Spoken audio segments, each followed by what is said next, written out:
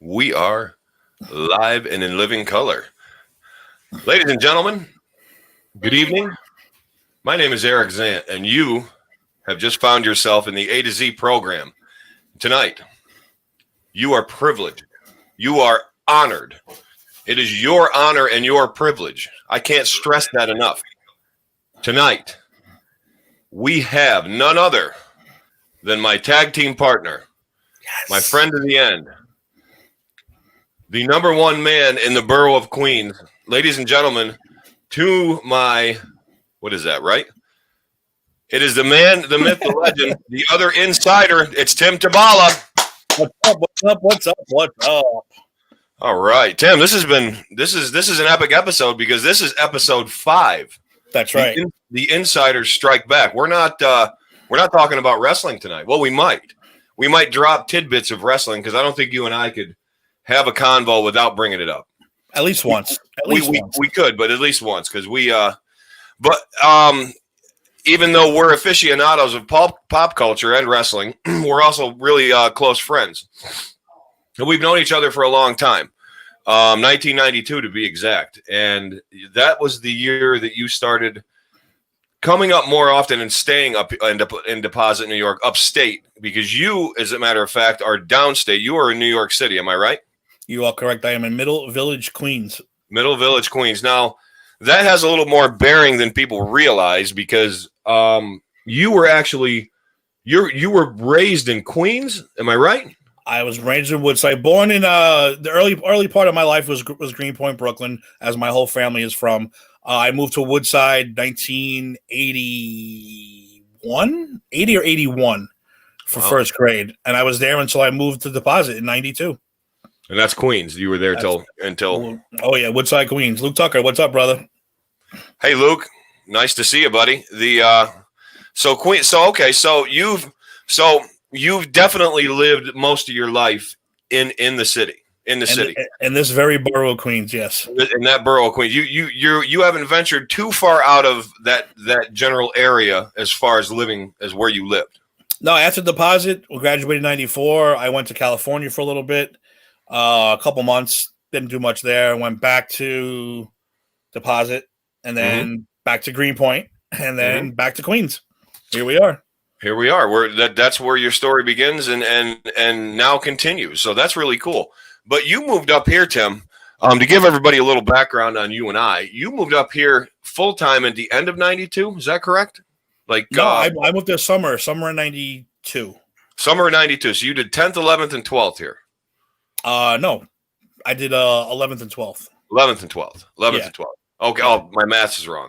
Because 92, 93, 93, 94. Actually, when I first moved there, though, because the credit system is so different from the city and upstate, I actually started in 10th grade up there. I was class of 95 up there. I remember that. You know, I made up a few tests. I did a few things. They're like, oh, congratulations, you moved. I moved up a whole grade just by moving up there and doing some work. So it was pretty awesome. And then I became 94, which was great. Yeah, you definitely got into the right class. Now, we joke around a lot about when we first met. Now, we met before you we kind of knew each other before you started school. But like we really first got close when you first came. And like I still remember it to this day when we shook hands. It was like when the mega powers exploded. It was because like we had an instant connection where we're like kindred spirits. We share a love for music, a love for TV, a love for wrestling. And we just hit it. We just clicked and hit. Our sense of humors are very similar. We kicked it off and clicked very, very well. Now, for people that don't know, tell them about the Mega Powers reference of how when we first like that initial handshake. Well, I do remember we did meet a couple times before I moved there because I was going up there a lot. 90, 91. I absolutely loved it up there. And, a lot of people couldn't figure out why, but I did. Me and my cousin Ron, we were very close at that time. I love going up there. I love escaping from the city. Then I started hanging out with Paul and Tom. And as you get older, too, you start doing more adult things, more cooler things, hanging out. So I really, really loved it up there. I know we met a couple times. I don't remember the exact moment. But you were one of those. I'm going to be honest. So you were one of those dudes. I was like, I don't know about this guy. This guy's not going to like, because when you move up there from the city, you got a reputation automatically. You're automatically a bad person or whatever you want to call it. So I was always nervous about someone testing me, someone stepping up, someone doing this, and I got warned right away by my aunt, and my uncle, and don't be fighting, don't be doing this, don't be doing that. You live with us. I was like, all right, no problem. Excuse me. So yeah, you were one of those dudes. I was like, I don't know, because you had the fucking long blonde hair and driving around in your truck and I tell everybody, you make fun of this all the time. You used to walk the neighborhood when you weren't driving, just a straight face, dude, fucking Michael Myers style face with your headphones on, and just end to end of the goddamn town. I'm like, what is this dude?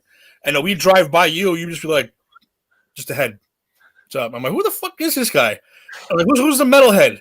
And I was like, oh, that's Eric. I was like, Eric, all right, that's cool, and I think the first, I don't know, again, I can't remember the first time we really met, but I do remember once I started school, we had it was a wrestling thing, and we had that conversation, and you were like, oh, you like wrestling? I was like, yeah, dude, I love wrestling, and we like wrestling, and that was like really the first time that we actually like, oh, this guy's cool. Okay, this guy's cool. I can talk to this dude. All right, so we're going to have a good, friend. Yeah, and then it blew up after that, and then it was wrestling nonstop, to the point of annoying teachers, which was great. Oh, I was gonna say, like it just kind of escalated. It was almost like the clique, kind of like how we met. Like we met, we got together. We were kind of like minded, and we didn't even know about the clique back then. But we were literally the clique in our school, and we would like you said, we would harass teachers. I mean, one of the better stories is, and I know you know what one I'm going to tell. Fantastic story. The one where we were in Mr. Markham. We had Mr. Markham for English, and I don't know. We used to razz him all the time and get on him. So you had some chains. One chain. And I was like, one chain. I wasn't Mr. Was T. it one? I had one chain. I'm exaggerating. A little hyperbole. So I was like, dude, I said, let me use your chain. I said, I'll go in the bathroom quick and I'll slick my hair back when I had enough. And I got a toothpick, and I said, I'm going to do the Razor Ramon to him. I said, I'm going to walk in. I'm going to walk in and I'm going to take the gold, because Razor Ramon, his thing when he got in the ring, Scott Hall, he'd take the gold off, he'd hand it to the ref, and he'd say, if something happened to the gold, something going to happen to you. And I did that exact thing. I took the necklace off my neck. I handed it to him. He's just sat there like a deer in headlights with this necklace in his hand looking at me. And I took the toothpick and I just flicked it right at him. And I don't know if did I get immediate detention? I know I got called after class. Yeah, you got thrown out, but I don't think really it wasn't too severe though. He knew you were joking though. He was a good sport. He was a good sport. He was big about respect though. Like he didn't want and we were all about we were anti-establishment. I mean, we were, if the grain was going this way, we were going this way. So we were mostly annoying. I would say we were kind of with the wrestling. I mean, we were annoying because I would see you at the end of the hallway, and I would woo, and you would woo back, and that's the end of it. Like woo woo, all right. And people, what the fuck are these idiots doing? Yeah. And then I would see Eric, and I would say, oh, bright lights, long limousine, and any woman we want. Woo! And then that was it. It was just like me and you in our own little world. It was too.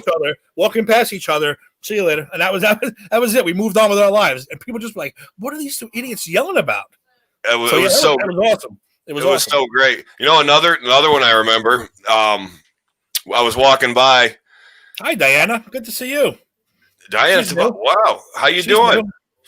So you were, I don't know if you were in a study hall or what, but I poked my head in. You're going to remember as soon as I tell you. I poked my head and I went, that's JEFF, JARRE, Then I strutted away, and you died laughing. It was great. Because that's the kind of shit we would do. Back and forth, back and forth. And that's how we became friends. That's how we became good friends. Because just yelling out wrestling nonsense. It was so great. It was so great. Now, how do you compare? So you got to grow up in New York, in Queens, and I want to say, people, I know, I understand the city slang now a little bit from spending enough time down there with you guys. You guys refer to the city as Manhattan, like I'm going into the city. Am I right? Yeah. Okay. You live in the borough of Queens, which is technically the city, but it's New York City. So growing up in Queens, tell me what it was like. Give me the contrast that you felt when you came from Queens, New York, up to Deposit, New York. You're talking, 3 million people to 1,000 people. Cars going everywhere, subways, traffic, buses to, you got a pickup truck, a tractor, cows, pregnant women pushing stroller. I mean, give me what was that like feeling for you? What did that? How did you like your first? What was that like? Shockingly enough, dude, it was a smooth transition because, like I said, I've been going up there. I've been going up there since Ron moved up. Ron moved up there in '84. He was there since fourth grade, and I'd go up for a visit once a year, twice a year. But then once we started getting older, then of course girls were a major factor. You start moving up there, hanging out with Tom, hanging out with Paul, all of us hanging out together. We had our own little clique. We called ourselves the Four Horsemen. There you go, another wrestling term. The four of us were the Horsemen. See, wrestling terms everywhere, man. Everywhere. But no, it was really a smooth transition because I loved it up there so much. And how I ended up, I'll tell you real quick how I ended up living there. My Uncle Ron, we were sitting there one day eating breakfast or whatever, and he said something like, I said something about liking it. I don't want to go home or something like that. He said, "Oh, you'd never make it up here." I said, "I'd move up here in a heartbeat." He goes, "You would?" I go, "In a second. I would definitely move up here in a second." I just liked it so much. And actually, not even 2 weeks later, my mother comes in with the very serious after-school special face on. So I want to talk to you. I said, "Oh shit, here comes the sex talk," or something along those lines. She goes, "Oh, I understand you want to move upstate." I said, "I didn't say that." I said, "But I would, because down here," I said, my neighborhood wasn't, like TV, movie, horrible, bad. I had a real good group of friends who, a couple of them now from being on Pop Culture Pros. I had a real good crew, a real good bunch of friends, but I hated high school. I hated school down here. That was the kind of thing where you had to look over your shoulder all the time. You had to make sure you made friends with the bad people to stay kind of in their good graces. I went to a point where I cut school for 3 consecutive months, not days, not weeks, months. And that's how I got left back. Months. You're shitting me. I just did not want to go. I hated it that much. Wow. So my mother, recognizing the fact that I'll probably never graduate down here, and once I mentioned how much I liked it up there, the wheels started going in motion. Next thing I know, I'm moving up to Deposit. And it was, I said, it was probably the best thing ever. It really was. And some of the best times I ever had was up there. And I'm grateful to my mother and my father and especially my aunt and uncle and Ron, because, he didn't have to want me there if he didn't really want to, but he did. Yeah. And, we became closer. We became good friends. And like I said, Paul, Tom, they're like my brothers too. They're like, I'll do anything for those guys. And I made such great friends, everything up there. So it was a real smooth transition for me. Good. That's good. Let's give a special recognition to Ron Tabala.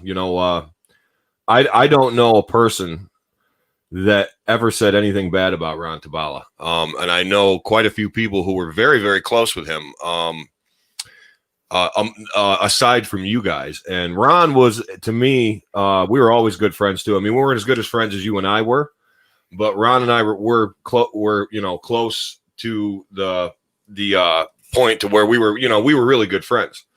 So Ron was a special guy. So R.I.P. Ron. We miss you, buddy. And he was I want to just recognize how special of a dude he was. And absolutely, that I just think that needs to be said. And also, you mentioned the Four Horsemen. You mentioned let's run them down. You had you and Ron.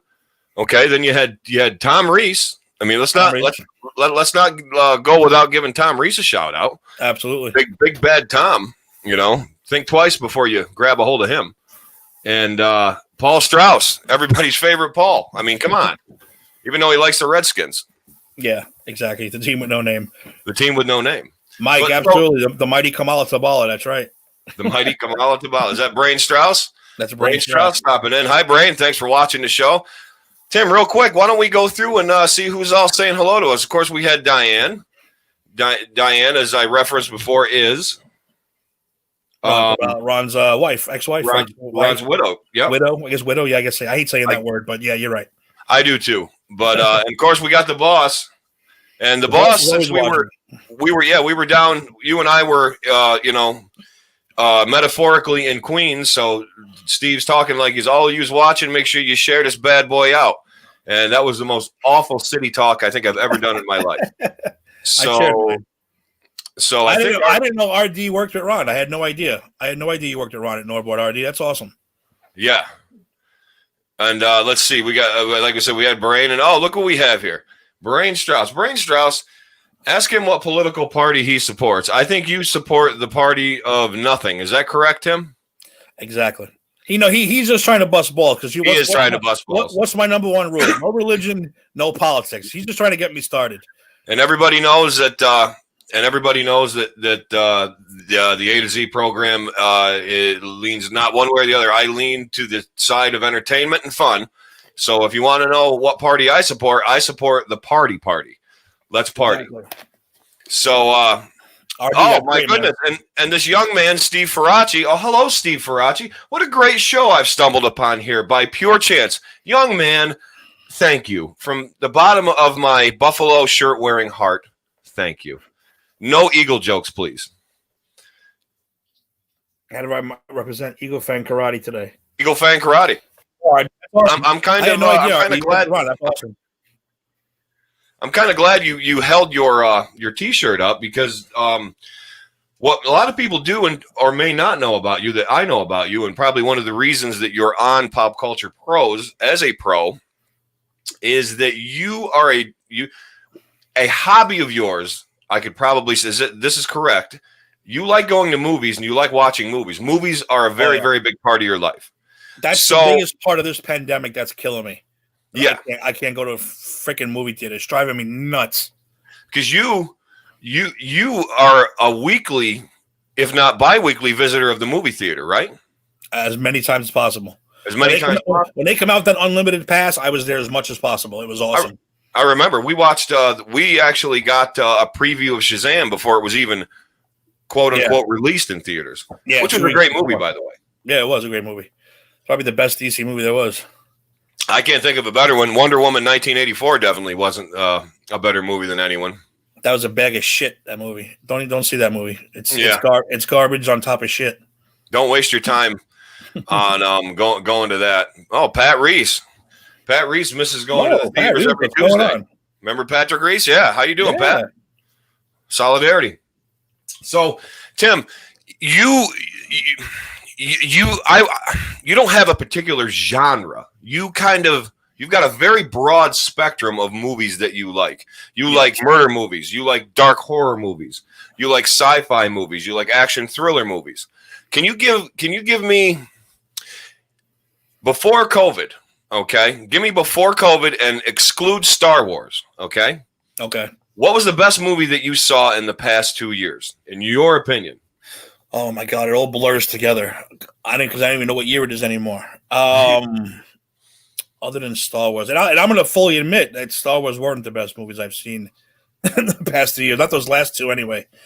They were kind of They kind of lacked a little bit. Might have to say, well, how long ago was Avengers?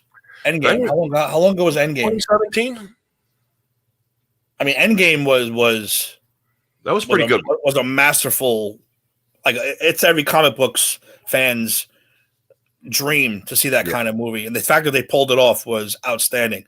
Over the past 2 years, I don't even know what came out in the last 2 years, Eric. To be honest with you, everything is so, like I said, the stupid pandemic. Everything is so blurred together. I don't know what is what anymore. This whole COVID. I like almost anything. The funny thing is, I like almost anything except the top 7 movies that are nominated for Best Picture every year. Right. I don't like a lot of those movies, and they're not my type. They're not my type of movie. No, they're they're. I call them the appeasing nods because they don't want to they don't want to flood everything because I mean when you're you mentioned Avengers Endgame. I really don't think there was a better movie that year than Avengers Endgame. I don't care what movie it was. I don't care what plot line they had. I don't care if they shot it in like old grainy 70s 8mm to get the effect of the time period. Avengers Endgame was probably one of the greatest movies, You want to cheer. You want to cheer. You want to get that feeling in your gut, that happy feeling. You want to get. That's the kind of stuff that I like. Yeah. I don't. What's the? I said we just had that conversation. What just won Best Picture? Parasite, whatever the hell it was called.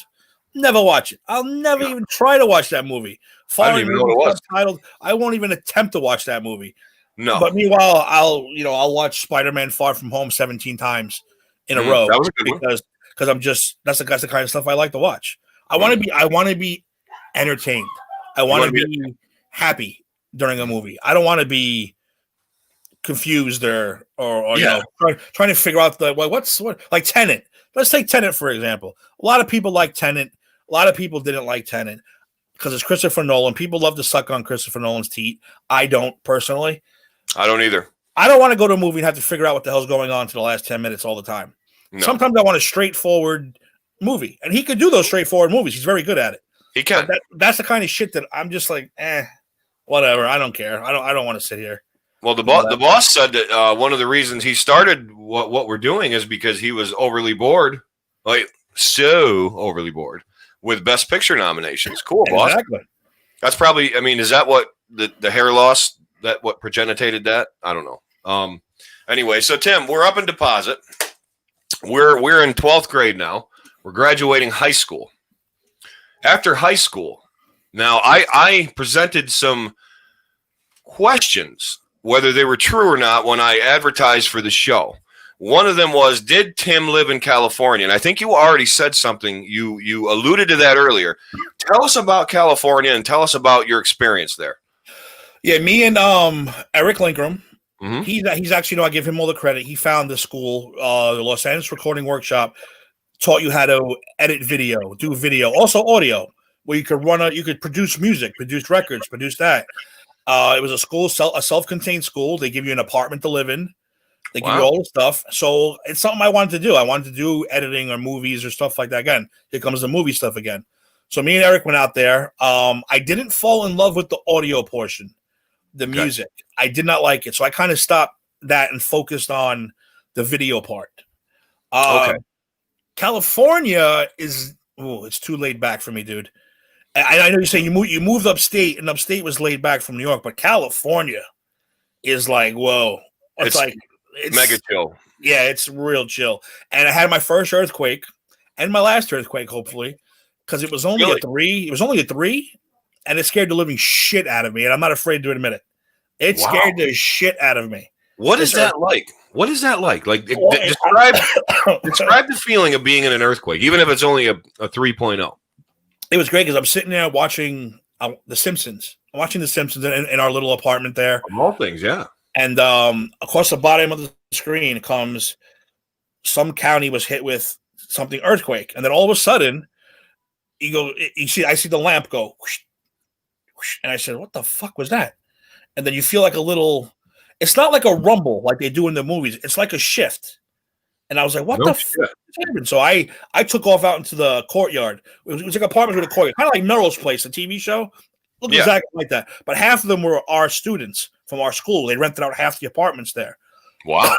And there's the handyman running around checking the gas and checking. That was nothing. I was like, that was nothing. I said, dude, I'm scared shit. He's like, nah, that was nothing. You should have been here a couple years ago when the big one hit. I was like, no, I don't want to be here when the big one hits. I want to get the hell out of here. So, yeah, one earthquake was enough to scare the shit out of me. But yeah, it's more. It's not like a rumble. It's like you shift one way and you shift another, and then it kind of like a little shaking. And I was like, what the hell is this? I don't want to do this ever again. Then we had a couple of aftershocks, weren't that bad. But it was enough to make me say, Nope. Did Carole King describe it right in that song? She feels the earth move under her feet. She did. She nailed it right in the head. She's a genius. She's a genius. She's a genius. Carole King, you're a genius. Carole King write anything. She can write anything. If it wasn't her, it was Neil Sedaka. Then after that, it was Barry Gibb, and if ever Barry Gibb, it was Prince. So I Oh, mean, Barry Gibb, dude. Barry Gibb, you'd be surprised how many songs Barry Gibb written if you don't know about a him. lot of people would. He's responsible for, I would say, popular. Like, I'm not saying like people are going to misinterpret what I say, but as far as popular music, he's probably responsible for the a good eighth or maybe quarter of all the top 40 songs, like from probably 75 to 90. Like he had a writing credit for everybody. He wrote for everybody, and if it wasn't lyrics, it was music, or he produced it. Like, he was there producing hits. Barry Gibb. Absolutely love Barry Gibb. So California, earthquakes and tofu and like chill dude attitude wasn't for Tim. So Tim came back. You came back to Deposit. First, I went to Woodside for a little while to see my family, and then I tried to go upstate to back to Deposit. Try to find something in that field, but as we both know, Eric, Binghamton is not going to have anything in that major kind of a field. So I kind of was just spinning my tires until I came back to the city.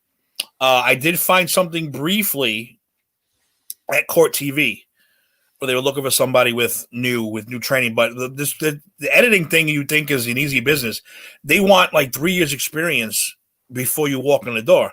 Holy cow. Well, how am I going to get experience if you don't give me a shot?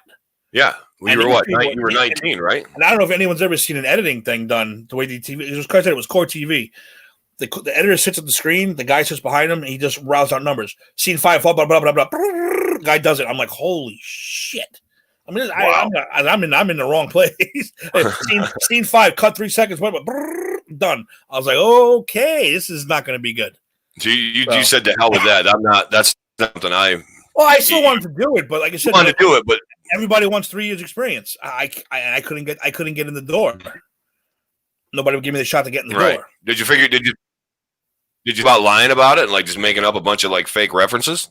No, because I saw how they worked. If they worked slow, I could have faked it a little bit and made my way into it. But no, they were super fast, super. Nice. There's no way I could have faked that. Speaking of editing, we're having some kind of a dispute here. On my show has created some, not dispute, but David and the boss is saying, remember when I talked about taking on more things, and David thought that was a sexual thing. Well, David, I'm sorry that you're frustrated and everything relates to that with you, but you do drink White Claw, and I'm going to leave that as an open statement. So, Tim, we're back down to the city. We're in Queens, but we're also in Greenpoint. Am I right? Kind of going to Greenpoint a little bit here? Yeah, I won't get into details on why or how, but yeah, I ended up moving from Woodside. Well, I'll just say it. I wasn't getting along with my stepfather at the time, so I ended up moving to Greenpoint with my biological father. I was living with him for a while. And that's like oil and water too. So that wasn't going to work out.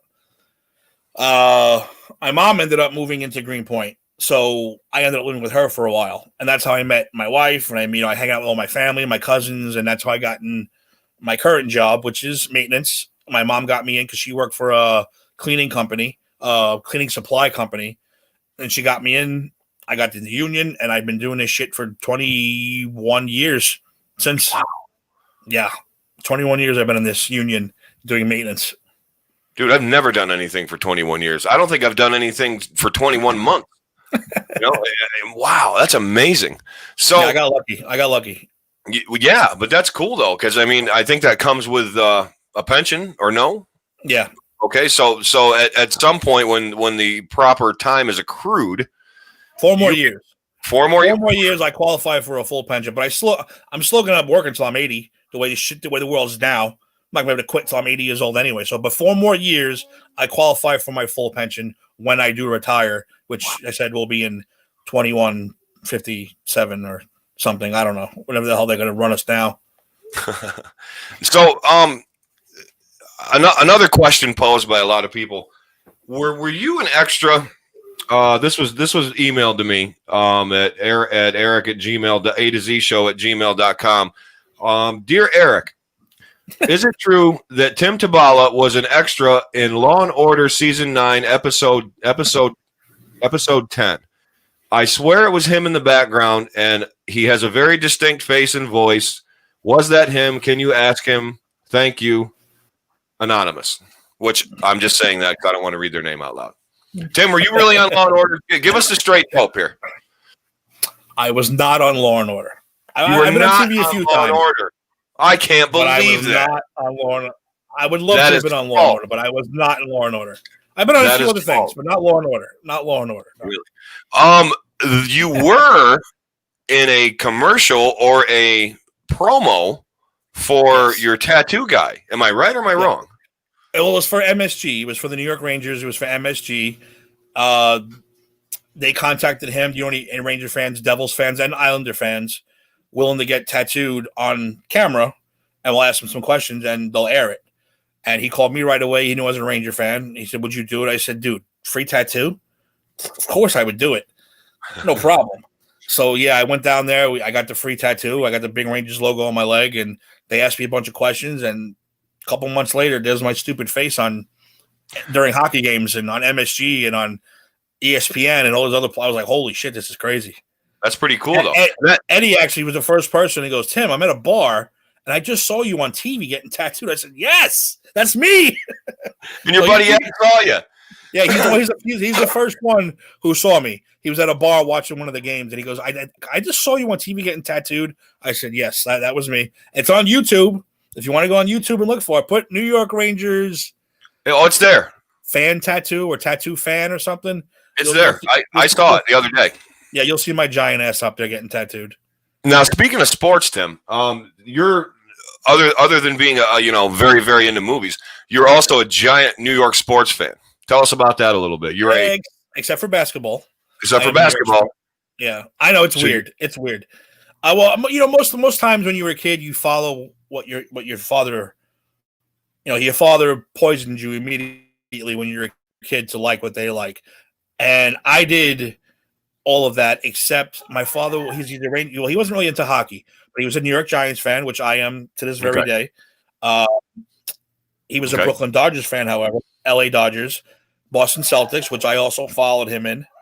And those are the big ones. So, yeah, as a kid, I was a Dodger fan, a Celtics fan, a Giants fan. I didn't like hockey yet.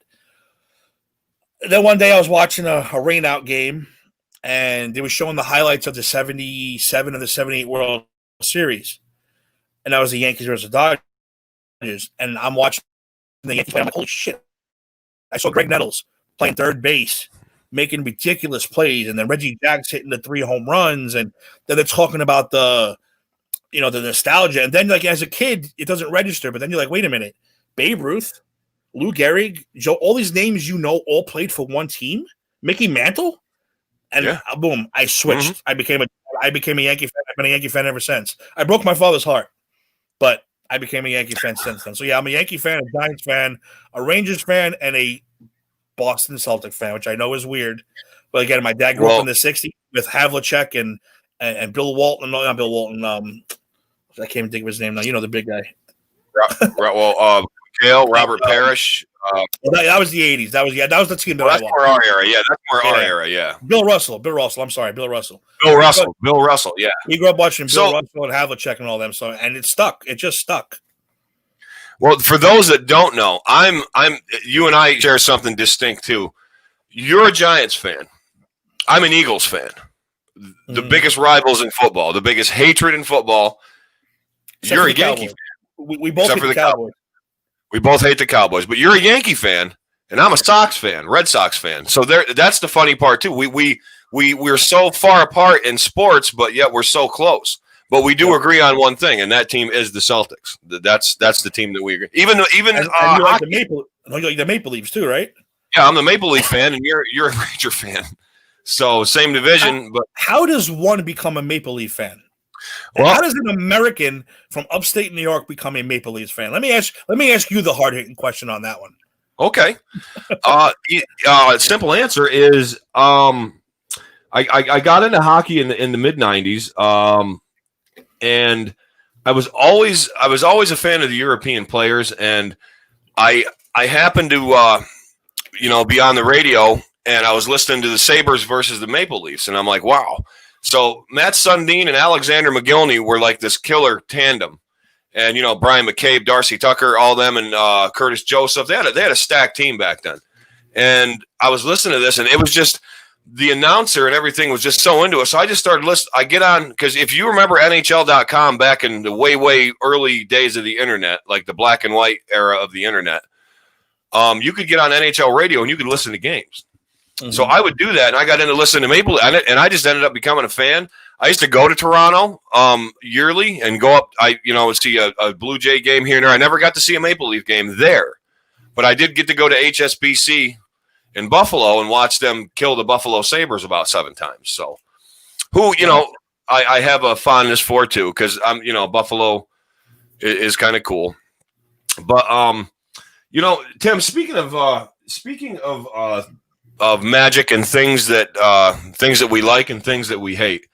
I just happen to have Kenny Omega. That's who we hate. Kenny Omega is a Maple Leafs fan. Well, I can't believe I share something in common with Kenny Omega. I don't know. I might have to throw up in this bag now. But Tim, let me. I'm going to bring something up. Last week we had the douchebag, but this week Eric's got his magic bag. Okay. Oh no! I would like everybody to see the magic bag, and in this magic bag today, I have a plethora. Look that word up. That's a $5 word. A plethora of pop culture references in here. Ooh. And Tim and I are going to play a game. Tim, you're going to play a game. This is called. I'm ready. This is affectionately called Why Does It Suck? So here's how this game works, Tim. Wait, I'm going over the top for this. Go, do it. Oh, whoa! This is getting serious now. We're getting serious now. He just turned the hat around. I'm going over the top. I'm ready. I don't believe that just happened. The hair stood up on the back of my neck.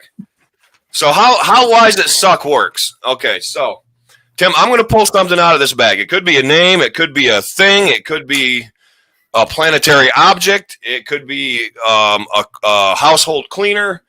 If you like it, and it means something to you, and you got a little tidbit about it to share, say, oh, okay, tell me about it a little bit. If it sucks, tell me why it sucks. Why does it suck? Did you throw James Bunker's name back in there again? I did not. Bunker did not make the magic bag this week. He's still in the douchebag. So, out of the magic bag, we have our first Pizza Hut. Do you like Pizza Hut or don't you? Yes, I enjoy it on occasion. On occasion, because it gets greasy and it gets a little. When you eat Pizza Hut is, I like it. But like I said, if you eat too much of it, I can eat a whole regular pie pizza, like from the pizza place that we like, the one that you like. Oh, and feel no guilt. Pizzeria. You eat a Pizza Hut pizza, the whole thing after the night. You're like, oh my god, I'm like a fat, gluttoned, gross pig. So yeah, I do like it, but once in a while. But that's why it sucks. But that's why it sucks. Well, Tim, tell me why Battlestar. Why does it suck? Battlestar Galactica. Why does it suck? Original or new one? Either one. I don't think it sucks. You don't think it sucks? No, I enjoyed the new one. The original kind of went over my head because it was trying to be too Star Warsy because it came out right after Star Wars. Anything that came out after 77 science fiction between 77 and 82, 3 was all copying Star Wars, and they did a very horrible job at it. So that one flew over my head. The new one, I dug the new one. I dug the new Galactica. You do like the new one? Yes. You can get on board with the new Battlestar Galactica. I got on board with it. I enjoyed it when I watched it. I watched the whole series twice, actually. Are you kidding me? Yeah. You watched the whole series twice? It gets a little religious, but it's still very good. It's still very good. No kidding. I recommend it. Battlestar Galactica. Lauren Green face from the A-Team? Wow, yeah. That's the original. Nope. That's the original one. Okay, the Sega Genesis, Tim. Why does the Sega Genesis suck? Oh, no, it didn't suck. It didn't suck. Okay. One of my best memories was I love Sega Genesis, man. Is that a go-to? That's a go-to, yeah, back in the day. I loved it. But that's when the first football games started coming out and the 3-button controller. Yeah, I'm a big Genesis guy. I loved it. NHL Hockey '94, I think, was a really good Genesis game. Yeah, it really was. And Jordan versus Bird. Jordan versus Bird was awesome. That was even good on Nintendo. The 3-point contest was A, B, C to shoot the threes, and I'd hit 30 points every time. It was awesome. I love that game. I love it. Tight jeans. Why does it suck? Why does it suck? It's stupid. First of all, I don't know. I like to breathe. I like to feel air. Tight anything sucks to me. I can't tight shirts, tight pants. I don't like any of it. I've been wearing pants under my waist since like 6th grade. I think I started the baggy pants movement in New York because I refuse to wear pants on my waist. I wouldn't doubt it. It's the most uncomfortable thing in the world. It. And then the tighter, oh no, I can't stand it. I need everything big and loose. Big and loose. Big and loose. That's my new nickname. That's a term up here that means something entirely different. That's true. He-Man, I'll give you that one. And the Masters of the Universe. Why does it suck? That's a good question. It might not suck. I don't think it sucked, but again, I wasn't into it too much. I mean, he was a half-naked guy. He was the dominatrix guy running around. You know, he 1 minute he's wearing a pink shirt, next thing you know, he's wearing a dominatrix outfit. It's kind of weird. But yeah. I didn't hate it and I didn't love it. I was a G.I. Joe guy. Okay. I went from Star Wars to G.I. Joe. Those are my things. So He-Man kind of fell to the wayside for me. Well, Shirley says that unpopular opinion, Papa John's over Pizza Hut. I'm not going to disagree with that. Shirley, now you're starting stuff, Shirley, because Papa John's sauce is disgusting. It is probably the worst thing It is one of the worst things I ever put in my mouth, and I've had. I haven't had it in a long time. I hate Papa John's worse than all of them. RD remembers Beastman. I like Trapjaw. Trapjaw was great. Metal mouth with the hook there. I like that dude. Yep, I didn't have He-Man figures. I had Transformers, Voltron, and G.I. Joe in my 80s. Well, we're gonna get into that, Tim. Don't even worry about that. Listen, we're touching. If there's buttons all over the place, we're touching every single one of them. I'm ready. So I'm over the top, dude. I'm ready to go. Why does The Price is Right suck? Oh wow, you really. I don't know. I'm coming off. You wanted me to say it. I don't think it sucks. You don't think it sucks? No, because that was when you stayed home from school.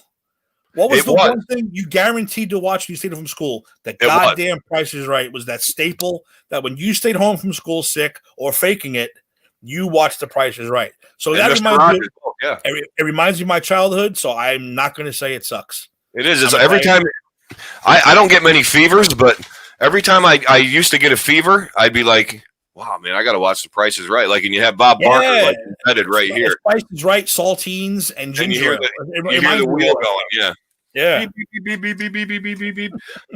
So, Tim, what Cabbage Patch Kids? Why does it suck, or are they cool? Oof. Yeah, they sucked. Cabbage Patch Kids sucked. They were we're gonna go ahead. The anarchy that they caused. I don't get it. Do you remember that? Yeah, people were dying for Cabbage Patch. They're getting stepped on and stomped on, and oh my, yeah, they were getting trampled. Stupid. People were getting trampled. Oh, the wife wants to get. Well, Sam's jumping on Pizza Hut. She said Tim wanted to get Pizza Hut, but I shut it down. Look, every now and then I like a good Pizza Hut or a Domino's, but we have pizza and we have roses within here. So obviously I go with the real New York pizza before I go with that stuff. And later Jerry Springer, but Steve reiterates what we were just talking about. Price is Right was the best when you were homesick from school. I don't think there's a child from 1980 to 1995 that doesn't have that embedded into their psyche.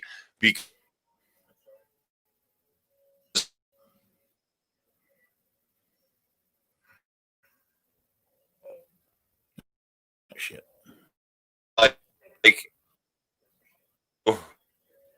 There we go. We're back. So, Tim. Okay. I got to ask you. I thought what happened there. Okay. Why does Spencer's Gift suck?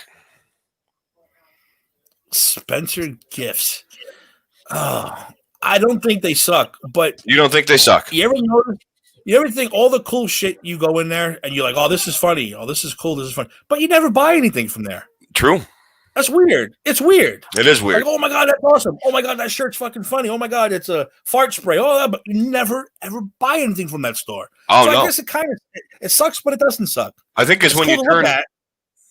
Well, you Yeah, turn he's the price certain tag age. around, right? Like you're looking at like a cool like a hat like Grover dressed up as like a stormtrooper, and you're Yeah. like, wow, this is cool shit. You turn it around, it's like $75. You're like, fuck that, I'm not buying that. Yeah, it's true. Well, Tim, fruit roll-ups. Do fruit roll-ups suck? I don't think they suck at all. I don't think so either. I enjoy a good fruit roll up every now and then. What's your favorite kind of fruit roll-up? Anything red, cherry. Cherry, is there a cherry one? I like cherry. Strawberry, maybe. I like the rainbow ones. They're pretty good. I don't think I've ever had that. That's interesting. I never had that. That's the best thing about having kids. You have an excuse to buy all these junk food, and oh yeah, it's for the kids, for the kid. Bullshit. I'm eating fruit roll-ups at 12 o'clock. Watching TV at night. I'm eating a goddamn fruit roll-up, drinking chocolate milk. So it's awesome. I have fruit by the foot right on top of my refrigerator. There you go. And you say it's for the kids, but it's not. Oh yeah, it's for you. Oh no, I bought that for the boys. Yeah, sure you did. Yeah, right. Sure. I eat like an 11-year-old. I'm not afraid to admit it. Mr. Belvedere. Does Mr. Belvedere suck? Wow, dude, you're pulling out the 80s. No. I was a fan of Mr. Belvedere. I don't know if I could watch it now. I haven't watched that in a long time. I don't know if it holds up. Right. But I dug Mr. Belvedere. I liked Bob Uecker. You like me? The Uke. That's right. How could I forget? Remember, that was one of the first shows that dealt with AIDS. It was too. Wow. One of Wesley's friends got the AIDS, and he didn't understand. So yeah, no, I like Mr. Belvedere back. I don't know if it holds up today, but I did like it back in the day. So no, I don't think it sucks. You don't think it sucks? Well, how about Police Academy? Does Police Academy suck? The later ones do. I like first three. I like 4 is my favorite. Citizens. I would say I like the first 4. The rest suck. Yeah, 5 was kind of lame, the Miami Beach, and then 6 when they had that guy behind the curtain. No, that didn't work. And Russia, they went to Russia. Yeah, Russia. I didn't even see that one. I didn't even know that was a thing until like a few years ago. Yeah, so, that sucks. First, Tim, what about the Old Country Buffet? I don't know if I've ever been there before. You never been there? Over at the I don't know. Never been there? Did they have them down by you? Oh, definitely not down here. No. Over at the Town Square Mall. There's probably like a bookstore or a Chinese restaurant there now. But there used to be the Old Country Buffet. And everybody used to fucking rave about it because buffets were the big thing.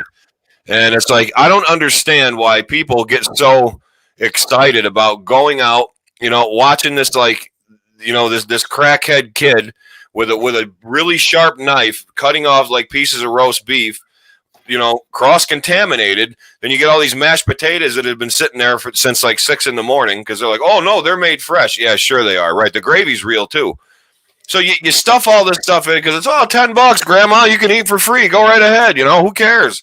And everybody gets home, and everybody can't get out of the station wagon fast enough and run into the bathroom. So no, I think Old Country Buffet sucks. I think the wife was that in Lancaster, Sam. I don't remember if that's what that was. Is that the Amish place? That's the Amish place. No, kinda. That's not the Amish place, but it's the same idea. There was a buffet in Lancaster, Amish country, that was pretty good. I don't know if it was Old Country Buffet or not, but that was probably wasn't. It probably wasn't. I'm not going to say it's going to be good in Binghamton. No, it's the same thing. Yeah. So RD says, Eric, remember when we blasted the theme to Police Academy when they had the car pulled over by the cave? Yes, I do. So what that story is that my brother has this garage out back of his house that we call the cave, and we've done live videos from there. We hang out there. That's like our go-to place was. We're going to get it back going again soon. But we were all sitting, and they pulled over somebody right outside the window, like literally from like where you're sitting to the street, and they were right there. So we turned up Mike's TV, and he has this big booming surround system, and we turned the Police Academy theme on YouTube. And we were playing it out when the cop was out there writing the ticket. It was pretty funny. He even messaged. RD was the mayor at the time too, by the way. Let's not forget that little bit of information. He was the mayor, and they messaged him after that. So, yeah, that was pretty funny. And Sam says, "Aren't they Amish? Who's Amish, Sam?" Well, I don't know. The buffet in Lancaster was Irish. It was Amish. Is that? Yeah, that I went to. That was good, but I don't think Amish people are operating a buffet, are they? Like, you know, they did actually. They did like actually, wooden. yeah. Really? Was it the spoons like wooden and everything? Was there like hay on the floor? No, they're not like that bad. They weren't that bad of an Amish. They weren't like old wart faced ladies like with chin whiskers, like they had the Scoop and horse Jello and and shit. buggies. No, they had the horse and buggies and stuff, but they weren't like crazy like that. They weren't crazy like that. What are you yelling about? Oh, the Mennonites, whatever the hell that's called. Yeah, something like that. See, Amish and Mennonite are two different things. Amish has a mafia. How about the Muppet Babies, Tim? No, they don't suck. They don't suck. Muppet Babies don't suck. Muppet Babies do not suck. They were pretty cool. They were pretty cool back in the day. I just found out too that they're back on. Yeah, a new series. If they don't have the original theme song, I don't want nothing about it. That was a pretty good theme song. Original theme song was fantastic. It was fantastic. Now, I want everybody to keep in mind that when I did up this gimmick bag and when I wrote all this stuff down, I the way my brain works, it's like a sieve. I forget everything I do, and I can't remember hardly any of the names. As soon as I see them, obviously, I remember what I wrote down. But I can't remember half of the stuff. So my reactions are as genuine as Tim's are because I can't fucking remember what I wrote. You're welcome, Steve. So anyway, Steve just thinks I'm out of my mind, but I might be. Oh boy. Tim, here we go. Oh boy. The New York City transit system. Why does it suck? Sucks. It's overpriced. It's overpriced. It's filthy. It's disgusting. It's where the chuds live. They don't give a shit about us down there. No. During this pandemic, they let the homeless completely take control of it. It was absolutely horrific. They just keep raising the prices every year, and the shit gets worse and worse. So yeah, talk about a revolution that's going to come one day. Some people just be like, you know what, I'm not fucking paying no more, and they're going to do it. And nobody's going to get to work, and nobody's going to work, and businesses are going to be shit out of luck. So that's a real thing, New York City. So, who's the mayor? De Blasio.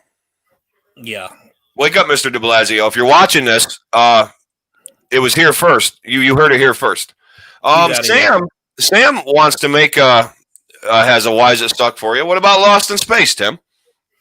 Lost in Space. I don't think it sucked. I think it was ahead of its time a little bit. The original, right? The new one. Yeah. I never saw the new one. Yeah, Sam's definitely talking about the original.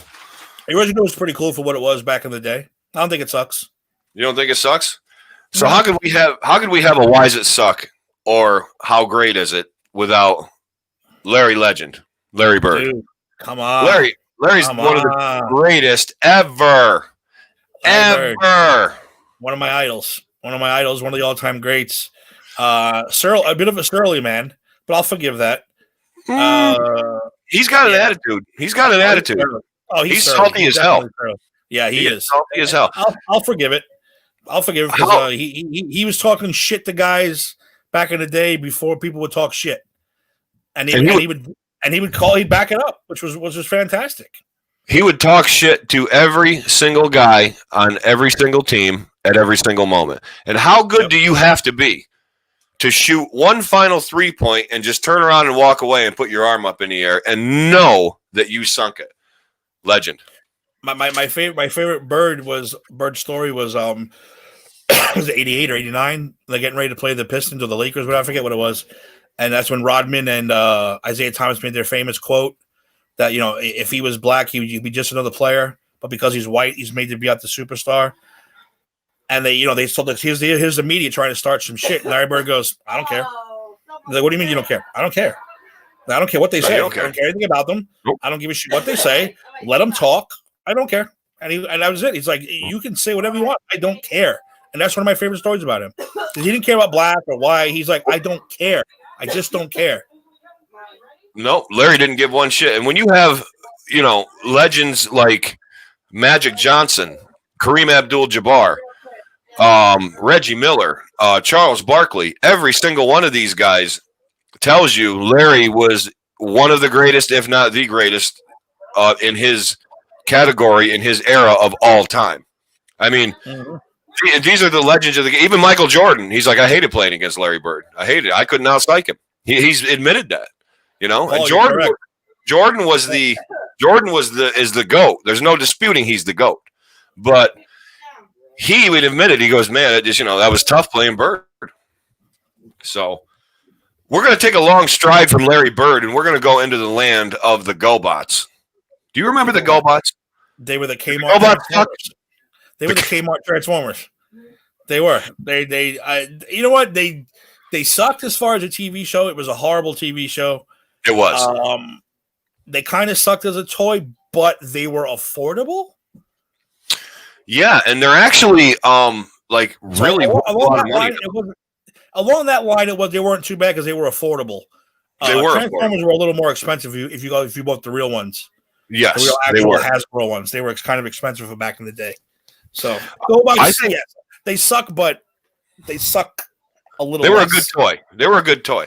They're pretty collectible too. I saw a Psykill on eBay probably about 7-8 years ago, going for like $1,000, $900 on the card. So, damn, everybody picked on those geeks for buying them and keeping shit like that. But now those geeks, their houses are paid for, and assholes like me. I mean, I didn't pick on them or not, but I certainly didn't collect them. I actually did. I did collect a lot of Star Wars, and I got rid of them, and I shouldn't have.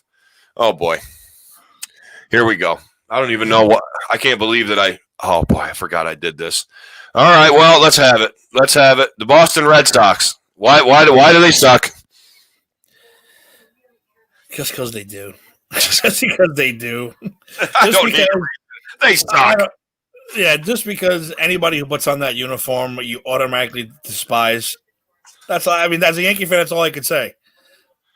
I can't get into it it's just one of those things. We don't like each other. We never will. You put on each other's uniform. You put on that uniform. You're a waste of life. I hate you. But most Red Sox too become especially over the past couple of years. Sure, they've won a lot of World Series. I'm not going to deny that. No, they have. But they've also produced. And I always say there's guys you hate as athletes, and there's guys you hate as people. Now you take someone like Kurt Schilling. I hate him as a human being. You're not into it. Who happens to be a Red Sox. I hate Manny Ramirez as a human being who just happens to be a Red Sox. So it's like it amplifies everything. Manny Ramirez is a piece of shit. He's a cheater, and he's just all around piece of shit. You can't trust Red Sox fan. RD, what are you talking about? Look at this face. You can't trust this guy? Well, Tim, we can go far away from the Red Sox if you'd like. Let's go far away. We can go into animatronics. Just because we're completely opposite as far as sports goes, yeah. Well, we are, but I wanted that genuine reaction from you because it's just always good. How do you feel about animatronics and beer? What? What? Because I'm going to ask you, does Chuck E. Cheese suck? Chuck E. Cheese. I don't think I've been there enough to judge quite. I've been there. I've been there a few times. We used to go there all the time in Binghamton. Yeah. And we used to go with the little kids. We used to send the little kids into the ball pit to look for money. Yep. Listen, go in the bottom of the ball pit, see the kids having, and you find a couple bucks here and there. Well, here and there, yeah. Their pizza was decent for what it was. So you know what? No, I don't think Chuck E. Cheese doesn't suck. No, Chuck E. Cheese doesn't. It was good for what it was. Would I go there now? No. No, it sucks because you got one guy in a mouse suit, and I think one animatronic, right? The rest they're all video now. Yeah, There's no animatronics. I mean, now was that a little creepy as like a 9-10-year-old kid going up there and seeing it? That was kind of creepy, right? It was kind of creepy. Definitely been kind of creepy. Yeah, I think so. I think it was. What? Ooh. It's Tim. What about the Jersey Turnpike? Why does it suck? The Jersey Turnpike. I don't think it sucks. You don't think it sucks? You no, don't think I don't. That's one. I don't think it because it takes you down. It takes you all to your favorite states down south. You got to get on that. That's where it starts. You got to get on that to go down to Maryland or Delaware or the Carolinas, Virginia, Florida, Georgia. So, Is that? Couldn't you take 95? Isn't this? Yeah. It's the same thing. Same all thing. The way down. All I've never been on it up that far. I've just known it was the Turnpike. So we can honestly say that New Jersey has one thing that can actually be said at this moment in time that's positive. And Kevin Smith's store. I would say Kevin Smith's store. And The Sopranos. Yeah. Okay. Like so Jersey, you're okay. You're all right, Jersey. We're gonna give you a pass. We're gonna give you today. You never know what happens tomorrow, though. Oh boy. I this is so good because I forgot. And this is so cool that they're coming all in this order. Wonder Woman, 1984. Dude, I won't even speak about it again. It was so bad. I was highly offended by this movie. By this movie here. I don't get offended stuff. It was so bad. So do we even ever want to bring this? We're just going to tear this up because this is what happened. This is never going to be mentioned on any show of mine unless it's just by somebody else making a reference ever again. Wonder Woman, you're gone. Wonder Woman, you're gone. So bad. And I really hope figure out why people even actually the people who like it or find reasons to like it. I don't understand. Like I don't get it. I don't understand what they were watching that I wasn't watching. Paul Strauss says, "Why does it suck? Because it smells like Jersey." You can't really argue with that. No, you can't. Jersey and White Claw Black Cherry David says, "Chuck E. Cheese pizza, Papa John's pizza." I got to agree with that, David. I think Chuck E. Cheese pizza is better than Papa John's pizza by far. Elio's is better than Papa John's. It is. Papa John's is. I don't know. I really hope the boss is still watching, Tim, because I got a little bit of a sleeper. Wait, can we look up here for a second? There, RD Deion Sanders. Hate Deion Sanders then. Now I respect him. Hated him back in the day, just because he was so damn good at it. But he was a prick. But he was a prick. I appreciate what he is now. Okay, I can dig that. I can dig that. Dave said Big Papi. Listen, I gave Big Papi a pass for a long time, right? But he's on the cheating list, but they won't reveal the names of the list. But he's rumored to be on that list. So why does again? I'm not defending Alex Rodriguez, people, so don't jump down my throat. I'm not defending him. He's an asshole for cheating. But if Big Papi's on the list and A-Rod's on the list, why does one get a pass and the other one doesn't? A-Rod is a prick. I will admit that fully. But Big Papi should be getting his shit, his comeuppings also. It's alleged, though. It's not proven yet. They won't release the rest of the list, but his name was supposed to be on that list. So, but again, we won't know. We probably never will. Probably 20 years from now, they'll release the names. They will. The names, when half of them are dead. And you know me on the steroid issue. I honestly don't have a problem with it, but that's a whole nother discussion that doesn't even need to be had here. But boss, Tim, this one's for you. I promised you a shocker. I promised you really, really earth-shattering content. Oh, shit. And I'm asking you, Tim Tabala, with backup from Steve Faraci, tell me right now, why does he suck? You lied. You said he wasn't in there. I did lie. I had to. Wow. By the way, RD Reinerson says Eric loves steroids. You're not wrong, RD. You are not wrong at all. I don't hate them. And RD also mentions Pete Rose. Yeah, Pete Rose is another. Love Pete he should Rose. be. He should be in the Hall of Fame. I love Pete Rose too. He got screwed over. He got screwed over. He was supposed to be played. He has more hits than anyone ever will. He deserves to be in the Hall of Fame. I have no problem with Pete Rose at all. No, boss, nothing really. I can't believe. I'm not going to say Bunker sucks. Maybe Bunker sucks. back in the day for a little while, but not. I don't think he hated. Not now. Bunker hated No, me. Hated me he didn't for a like you, long. did he? No, and so you can ask him why. I won't. I won't. I won't say that. I won't get that controversy. If he wants to come on and we could do a round robin 3-way show, that's fine with me. But I won't bring that up of why or anything.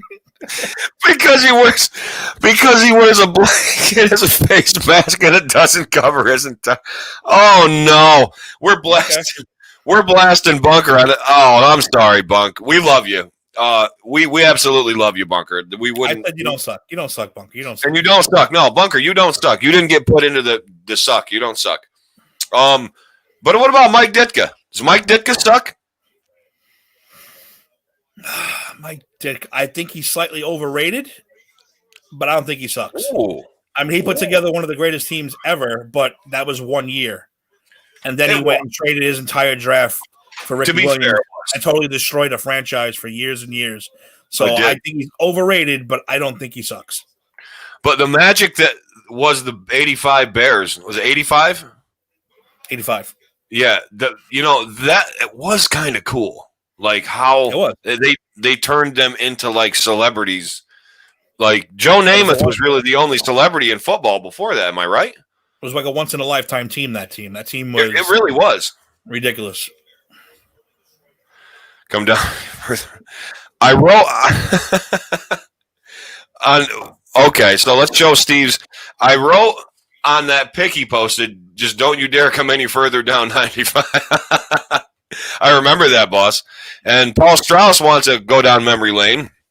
Since we are discussing pop culture, and all these are pop culture references, John Decker, the former school media specialist, the librarian, I guess that would be more affectionately referred to in layman's terms.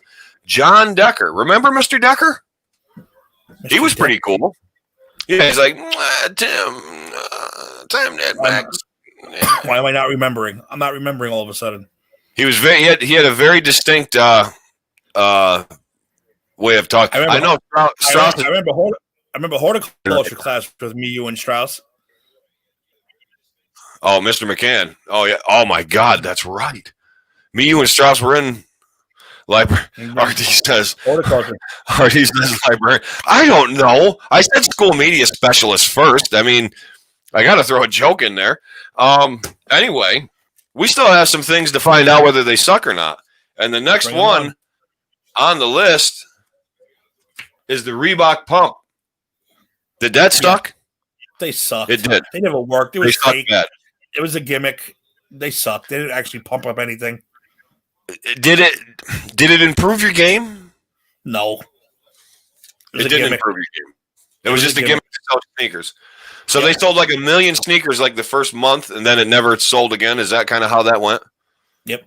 They sucked. Pretty much. They were a gimmick, and they were garbage. By the way, I'm enjoying a refreshing glass of RC Cola. RC Cola, which happens to be my favorite cola, and it is probably the best cola being made today. RC Cola. Enjoy. This is my RC. Anyway, oh boy. Tim, I did this one for you because you know my contempt for this show. But I did it for you anyway. Friends. You knew it. You knew it right away. You knew it right away. I can't stand this show. I like Friends. Oh, God, does this show suck? I like Friends a lot. Oh, my God. Oh, you want to hear the quick story? How I missed to be a part of pop culture history? Yeah, let's do it. In California, me and Eric Lindgren, we went out early before school started. We went to Universal Studios. Mm-hmm. Do some rides and hang out, and we get a guy who comes up to us and says, "Hey, how'd you like to be part of a TV show?" In the audience, we were like, "Fuck it, let's go." And what do we? The first one was the George Carlin show. Remember, George Carlin had his own show on Fox back then. I remember that. We were like, Carlin, fucking legend. Carlin's a master. Are you joking? We want George Carlin. What's the other show? The other show is a brand new show called Friends, and they're shooting the very first pilot. I said, "Well, who's in that show?" Well, the one person you may know is Courtney Cox. I went. She was on a show called The Misfits of Science. I don't know if anyone ever remembers that show. That's one of those shows. Look it up on YouTube. Misfits of Science was on a show back in the 80s. It was one of those shows that stuck in my head. Courtney Cox was on that show, and that's how I remembered her. And of course, from the Springsteen video, Dancing in the Dark, they were like, oh, so it's either Courtney Cox or Carlin. Carlin won flat out, of course. We went and saw George Carlin taping, and we missed to be a part of history by not being in the taping for the very first episode of fucking Friends. And what were you thinking? It haunts me to this very day. What were you thinking? Me. I'm like, wow. I even would have done that as much as But we didn't know what it was back then. It was just a brand new. It's a brand new show. It's the pilot. So it might not even air. It might not even. So, fuck that. Let's go see George Carlin. George Carlin's awesome, and we had a great time during Carlin. But then when this show comes out, when this show comes out, you're like, fuck, I totally missed Friends. I could have been saying that I was in the audience for the pilot episode of Friends. So I regret that. So RD's rolling out, and RD says, see you next week. RD, thank you for tuning in. Thank you for coming down, and thank you for interacting. Thanks, RD. And of course, David Waukee,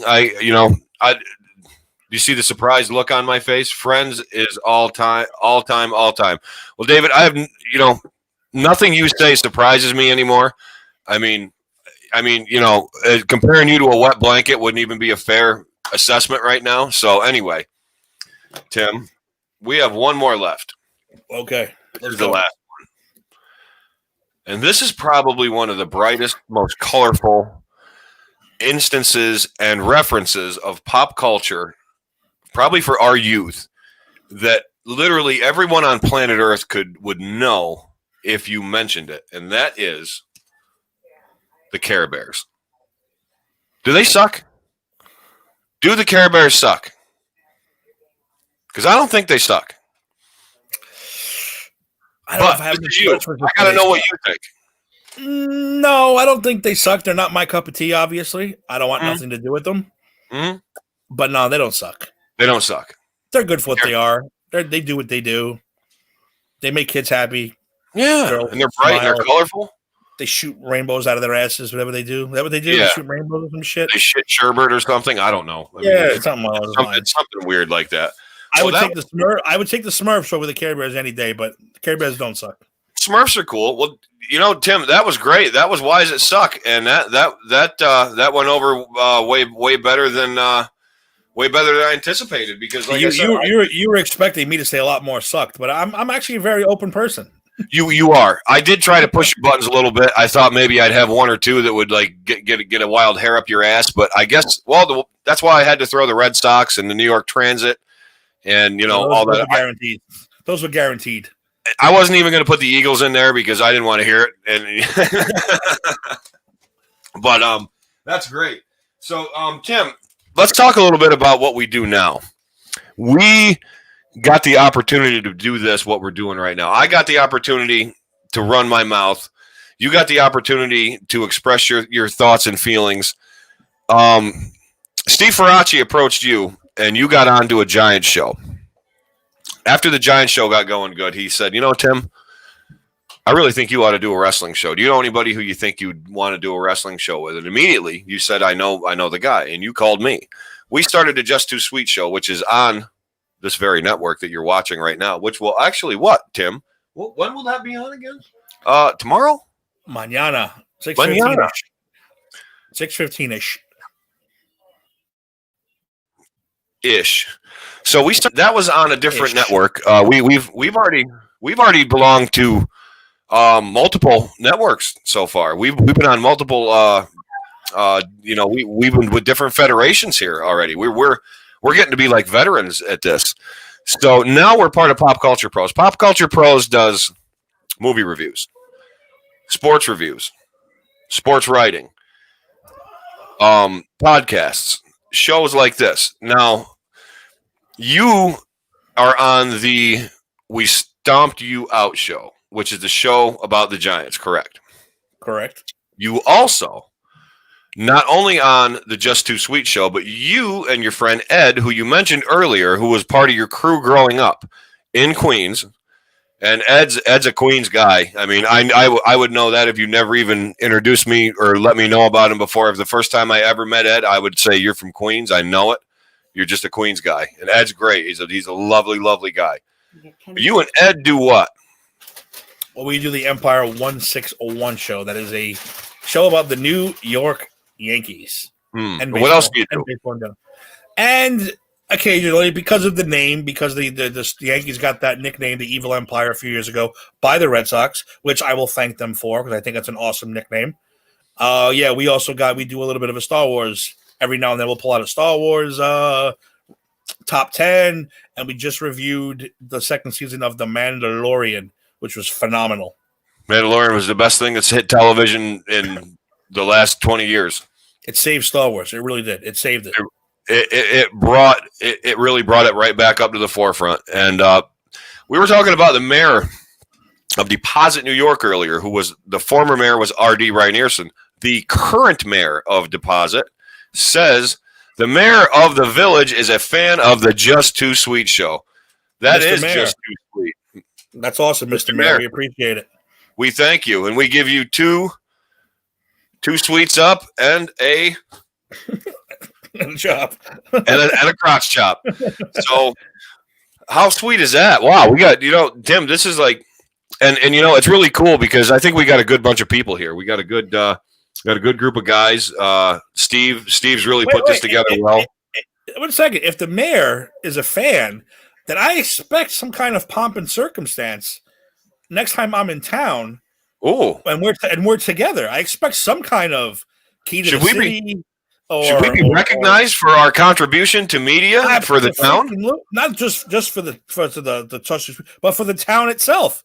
Yeah, I mean, you've been there a lot longer than me, but I have been a part of the pod since '92, maybe a little earlier. Maybe a little earlier.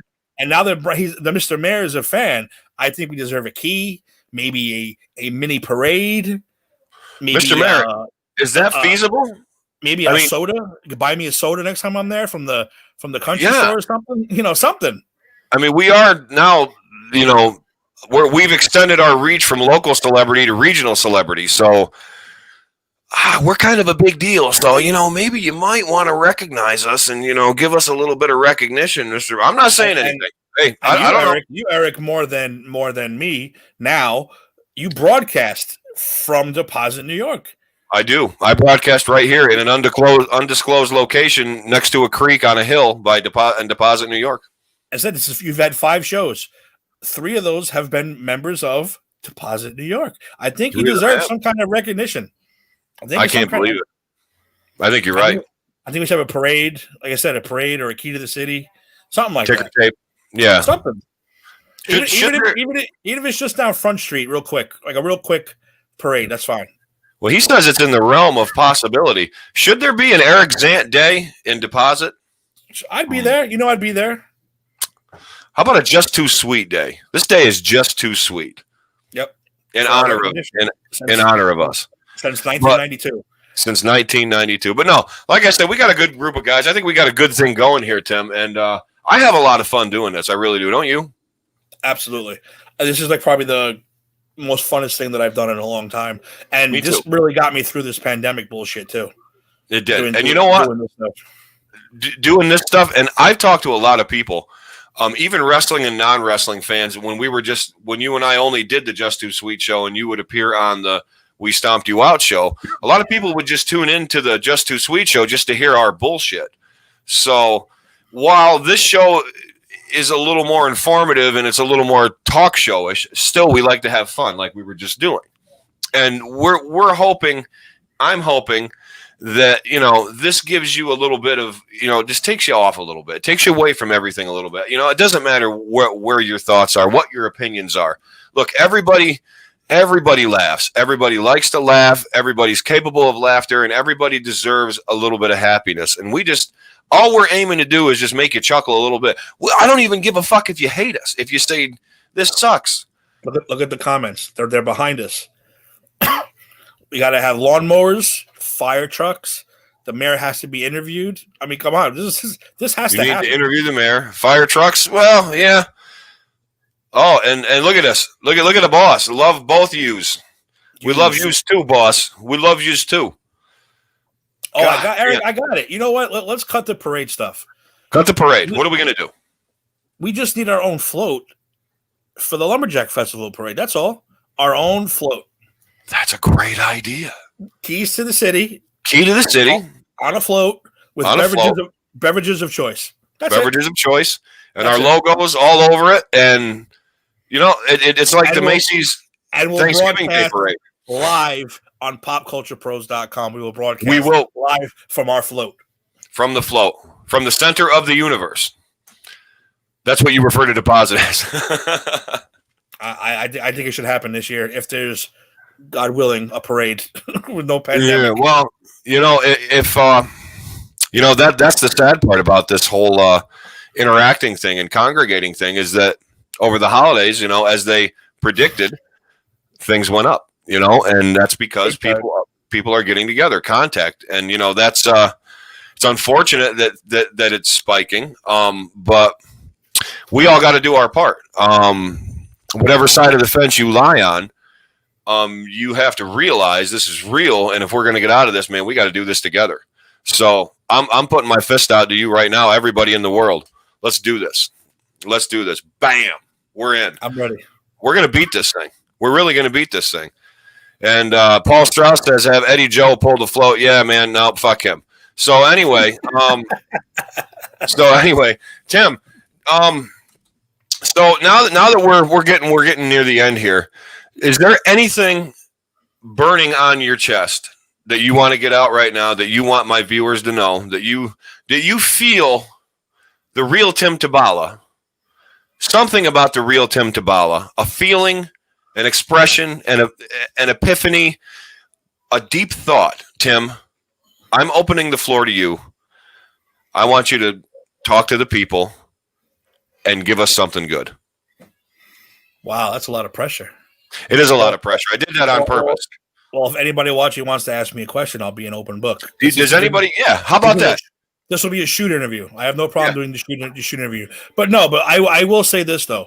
I am thankful. I stumbled. I didn't even know, because this all started because my friend Keith was doing the Put It in the Book show, the Met show, and he was doing that show for a year before I even knew it existed. I just happened to stumble upon it on Facebook one day, and I started watching, and I was like, you know what, I'm going to call in just to bust balls. And I called in, and I said I got to know Steve, and I got to know Rodriguez on that show, and I was calling him more often. I actually called in as Michael Jackson. Steve, I don't remember that. I mean, we'll have to bring that back one day. I called in as Michael Jackson's ghost just to be stupid and just doing a stupid gimmick. And then they started the Giant show. They said, would you like to be a part of it? I said, absolutely. And then Steve one day said, you're a wrestling guy. Would you want to start a show? And I was like, absolutely. Absolutely. And I know the guy. I knew right away it was going to be you, though. I knew right away it was going to be you. Yeah. And it's the same thing with, I said, Ed, I said to Steve also, I think we had a Yankee show on this channel. And again, it was the same way. I knew the one guy that I had to do the show with, because while I am more, I don't know, you're the knowledge guy, just like Eddie's the Yankee knowledge guy. I'm more the fan. I guess how you put it. I don't know how you put it. That's how you put it. I'm Gorilla Monsoon. You're Bobby Heenan. Kinda in a way, because Ed, everything from back in the day. You know all that shit. Just like Ed is a encyclopedia of Yankee knowledge. You could ask that dude what lineup they used in '97 against the Indians on an October day, and he'll fucking tell you the lineup. That's just how he is. So you and him are fantastic, additions, and I am so happy with the way things are going right now.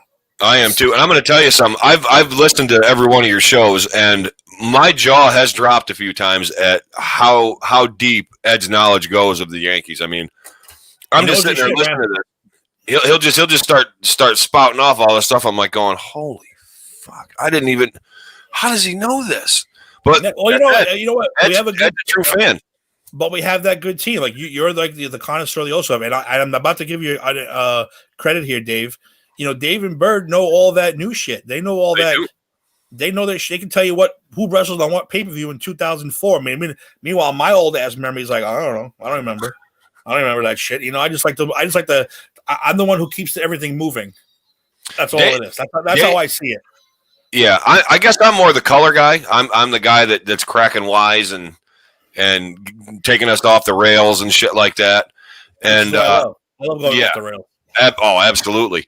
But I got to be honest, Dave and Bert are very, very knowledgeable. Eric's Jim Cornette, if anything. Yeah, I'm he's the old school guy.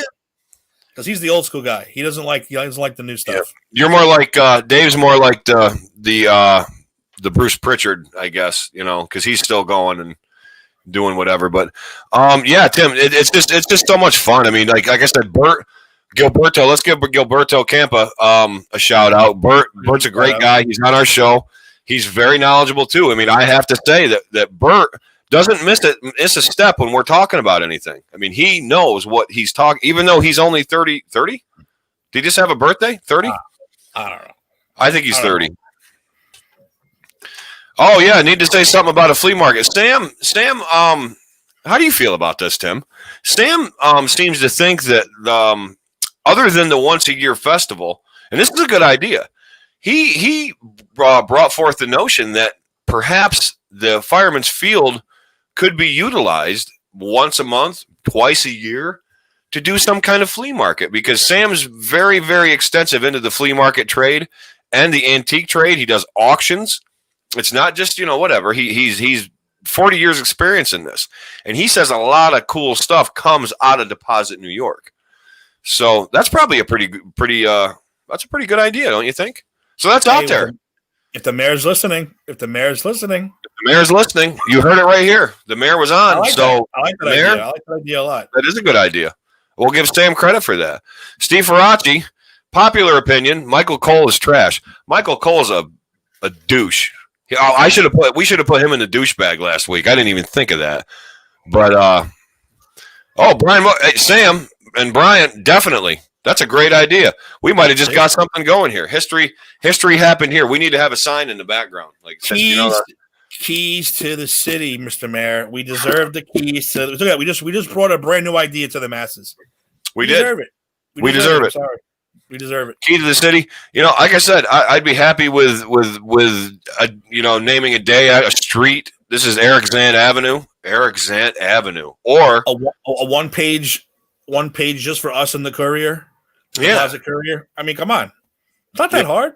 No, it's not that hard. Give us the due that we deserve. You know what I mean? Give the D-Generation X of upstate New York. Give the New World Order of Delaware, Broome County, Tri-County, because Shenango, we'll put them in there. Give us our just due, okay? Give us our just due. We put people over. We do the job. We put people over.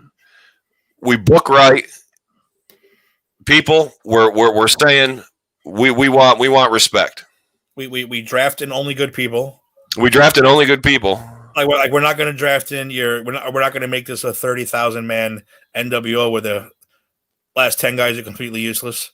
We only bring in the cream of the crop. So I don't know. I think we deserve at least a parade or the cream of the crop. Exactly. Yeah. I'm serious about this key thing. I want a key. I'm not going to lie. You really want a key. You want a key. You like keys. You like keys because you know what? When we go out, you have your keys. A lot. I want to be the key. I want to be the key to deposit. I do. I don't know why. A key to the town. It means a lot to me. And you want to be able to tell people that too when you come up. You want to be like, oh, dude, I got a key to the town. Oh, you don't? Oh, I do. It's right here.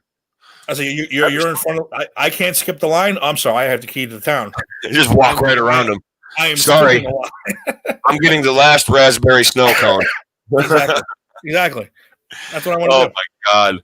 That would be so great. That's click attitude right there. That's DX attitude. That's what we bring. And that's the fun we bring, That's I think what you're trying to emphasize, Tim, is we bring fun. We make people laugh. We bring fun. Even if we don't make them laugh, we're laughing ourselves, but we're just entertaining you, man. We're just, like I said, we're just trying to take you out of yourself a little bit. Get away from the bullshit on TV. Get away from the politics. Get away from who gives a shit whose laundry is out on what lawn, man. Just come on and have fun.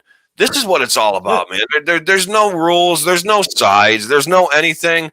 The only rule is that, David Waukee, that he's there's free reign on him. That doesn't matter. But anyway, we just want out here to have a good time. And we do have a good time every night. every time we do anything. And Tim, we've been going a while now. I think that's a wrap. I really man. do. I think that's a wrap. Tim, I want to thank you. I want to thank you for episode 5. The Insiders definitely struck back. We did strike back. We struck back hard. And I just want to say real quick, be sure to catch the Put It in the Book show Wednesdays. The Just Too Sweet show is coming tomorrow at 6:15-ish Eastern Standard Time. Pop Culture Pros, we're an ish group. We get on eventually, but we always get on, and we always kick the ass that we need to. And Thursday, I believe, are you guys doing we stomped you out, or is the Giants? We're done for the season. Maybe we might do a Super Bowl special and a draft special. And the draft special is actually pretty fun. I already told Steve, if nobody wants to do it, I'll do it by myself. I'm going to watch the draft and react to the draft while it's going on. We did that last year. It was pretty fun. So I definitely want to do that one. That would be really sweet. And so if that's not on Thursdays, you're going to catch Jader and Kyle whenever they go on. The Four Quarters show, I believe David Waukee is still coming on sometime. Are you guys still doing Four Quarters quarterly now? I don't know. So anyway, the Four Quarters show, the Empire 161 show, which will be returning in the spring. The Just Too Sweet show, which will be tomorrow. The Put It in a Book show, which is always Wednesday. We Stumped You Out show is always Thursday. That's about the Giants. And here, Mondays, the A2Z program. And next week, there's more coming. There's more coming. Oh, Tim, we got pop tunes coming. I will take responsibility for that. For that show hasn't come on yet because me and Keith haven't gotten the same level. We're gonna do a music show where we talk about one group. One this, one that, and me and Keith, my boy, are going to start with the Doors. We're huge Doors fans, and we're gonna break down the 5 albums of the Doors, probably for the first 5 episodes. And if you want to hear someone break down, Eric, you might want to do what? Slayer, Metallica, Gordon Lightfoot. I don't know who you want to do. Yeah, Hall and Oates, something. Yeah, and I definitely. Every week, another member of the pop, the PCP family will break down a new band or a new group Pro Tunes. We're gonna be doing that. You know what I think Steve should do? I think Steve should pair us all like separate, like oddly. Like he should. I mean, I think it's cool. You and Keith are going to do it. I think it should be like like a Line and Jader and like maybe like me and like Nardo or something, or like Steve and like. You want to work with a Line. Ed. You want to work with a Line. Well, I would be okay if Line and I got like strangely paired together on the same show. What a coincidence that would be. I think that's great. I would love to get thrown together with out of the. I think that would be cool. I think that would be cool. Yeah, but yeah, and boss, I might as well take this opportunity, boss, because Eric's show is a place for revelations. I know for a fact that another show wants to get kicked off. It's not my. I said no because I'm on too many shows already, and people are gonna get tired of me. But a certain co-star of mine from a certain Yankee show of mine wants to get a comic book thing going, a comic book show type going. So I don't know if he approached you about that yet. But so we could have some comic book, and that's something I would want to get in on because, as you know, I'm a comic book guy. I am a comic book guy, and we just got our answer on the Four Quarters show.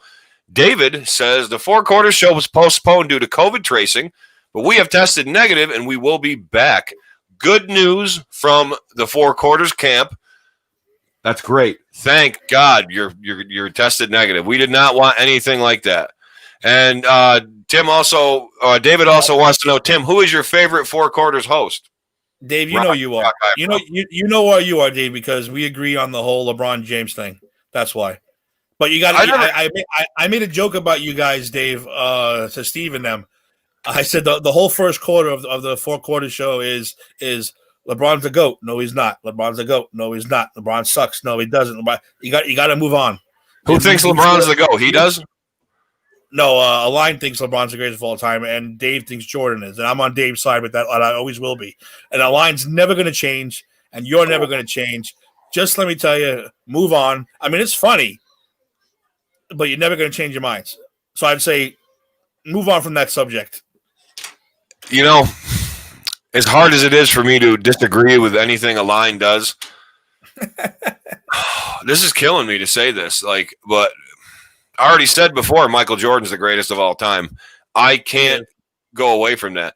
I'm not saying LeBron's bad, but LeBron is definitely not Michael Jordan. Michael Jordan was that one player that came once in a millennia, like once in the planet, the civilization of our planet. I mean, there's never going to be another. Are you serious, Fry? Listen, I am a firm believer in different eras. I am a firm believer in that. And Michael Jordan played basketball with men, with real men, men who were allowed to elbow you and clothesline you and kick the shit out of you. And LeBron plays in a league where you can't even breathe on a guy or you get a foul called. It's a fact. It is, and it's the same thing with football. It's the same thing. You can't touch a quarterback now. You can't breathe on. Would Tom Brady have survived against the 85 Bears? No. Probably not. Lawrence Taylor? Are you kidding me? Think about what Randall Cunningham would have been like today, playing in today's league. Dude, he had like 5 Super Bowls today. He would. The Eagles would be the greatest franchise of all time. But he got the shit beat out of him because he played against men. Yeah. Real men. Real men. Like Michael, Taylor. It's the same reason I will not say Tom Brady is the GOAT. Tom Brady is a product of him and Belichick. That's the greatest combination ever in football history. I'll give him that. But I will never shy away from Joe Montana being the greatest because that dude took hit after hit after hit. He played with men, and it's a different era. That's all I'm going to say. That's all. I agree. I agree with that. So I think we covered a lot, Tim. I think we had a good time. How about, do you think we had a good time? I had a ball, man. This is great. I could do 7 more hours. We could do 7 more hours, but probably we should wrap it up. I want to thank you, Tim. Thank you for coming on the A to Z program. I hope anytime. I hope that in the future you are going to come back and join us. Anytime you want. I want to come back when your cousin comes on. I was going to say, you're going to Ed McMahon a couple times with Deanna, and then I think with somebody else too, you were going to Ed McMahon. So, and that's whenever something whenever you want me, I'm there. And the future of the A to Z program is only going forward, and there are going to be some special episodes where I do have live in-studio guests. So that's going to make things interesting too. So please stay tuned to that. Next week, I will be back with a new guest with another game. We might bring back the magic bag. The douchebag might be here. I don't know. But the only way you're going to know is if you tune in and find out. So on behalf of Mr. Tim Tabala, I'm Eric Zant. This is the A to Z program, and we want to thank you. We love you. Stay safe. Wear your mask. Social distance. Eagles are great, and the Bills are going to win. Live long. What is it? Live long and what? Prosper. Live. I can't even do the Star Trek. I'll throw out the Trek. I don't care. Throw up the Trek, and I'll do the Just Too Sweet. Guys, thank you. A to Z program is now out. On behalf of Tim, I'm AZ. Thank you, everybody, for who's chimed in. Thank you, everybody, for their reactions. Thank you, everybody, for their questions.